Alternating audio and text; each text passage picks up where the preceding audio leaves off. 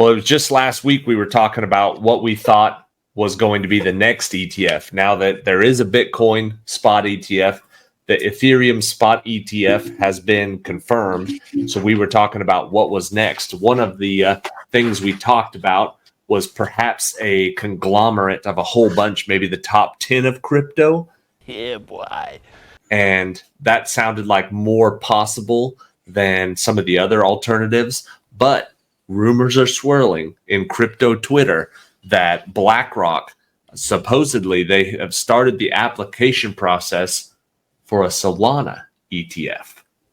So we are both familiar with and fans of Solana, and that would make it would make a lot of sense if Solana was the next one to have an ETF, a spot ETF. Yeah.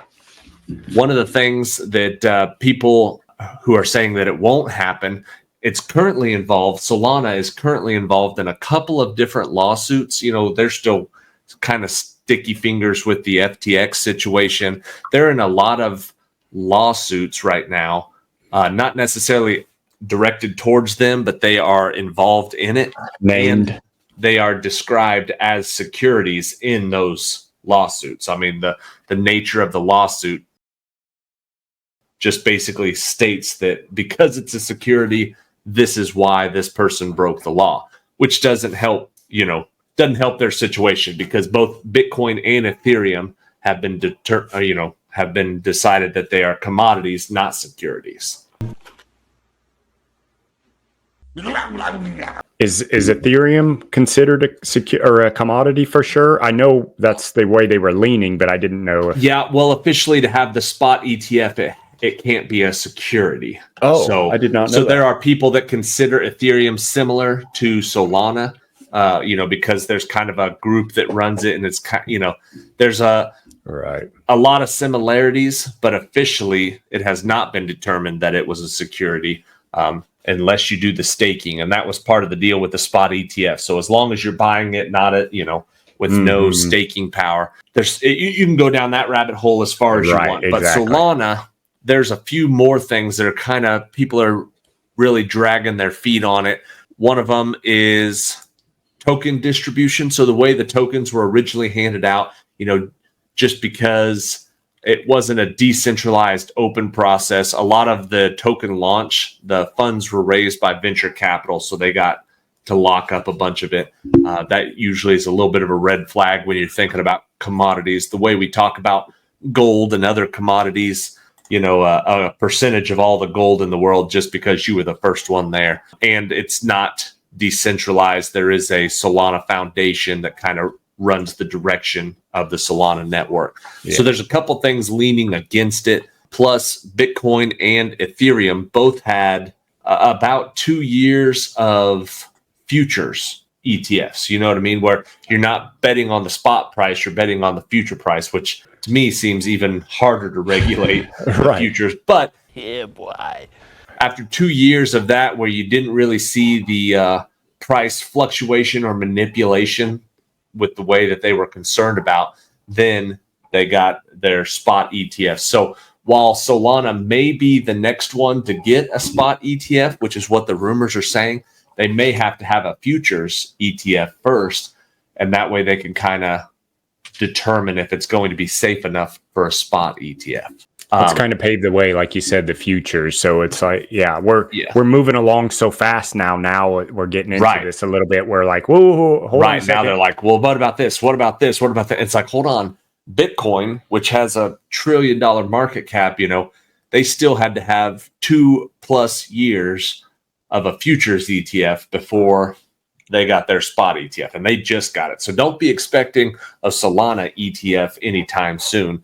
I was reading about this on Milk Road, and I use Milk Road so much, I always have to give them a shout out, because Milk Road is one of my favorite newsletters to learn about crypto stuff. I mean, if you're just looking for the hot topics in crypto, milkroad.com, you can sign up for their newsletter, or you can just check out their website. They post all this new stuff every week. They were talking, and they said it is likely that there will be a Solana ETF in the future, but it is unlikely to happen before the end of the year. Yeah, there's Milk Road. And they said, you know what's just as likely to happen? You know what coin that they thought, and I'm sure they meant it a little bit as a joke, but they also made a lot of good case for it. Dogecoin. Yeah. And it's because they said, you know, it's been around since 2013, so it's like 11 years old, has a market cap of over 20 billion, more than 7 million unique holders, individual holders, completely decentralized. And a lot of people know, I mean, if you know what Bitcoin is, then you've heard of Doge. You know what I mean? Like their example, they said, if a guy named Roaring Kitty can bring down Wall Street hedge funds, then it's really not that far to think that there could be a dog token themed ETF right around the corner. Mark my words. And I only own a little bit of Doge that I bought like when I first started buying currency because it was hot, right? At that point. Doge is way stronger than people are giving it credit for. And I'm not a genius. I'm regurgitating what I've heard, but like you said, it's considered a commodity. It's not been labeled, but the structure of it is very Bitcoin-like. It is considered a commodity. It's been around. It's totally decentralized, like you said. Doge is very much being considered the Bitcoin of meme coins. And it's fun to say that and kind of giggle about it. There's a lot of evidence backing that up. Doge is number 8 overall, and that's with 2 different stable coins, USDC and Tether. So, I mean, you know what I mean? So it's Bitcoin, Ethereum, 2 stable coins, Tether and USDC, BNB and Solana. And then XR, which is just because after its success of their SEC lawsuit, they have now gotten ahead of Doge. But Doge is number 8 out of all the coins in the world. It's got a plus $20 billion market cap, and it does, let's see, 1.25 is that billion dollars in volume a day. Yeah, in the last 24 hours. You know, there's that constant argument. They're like, it's worth nothing. It does nothing. Well, it's trading $1.25 billion a day. At what point does it find value?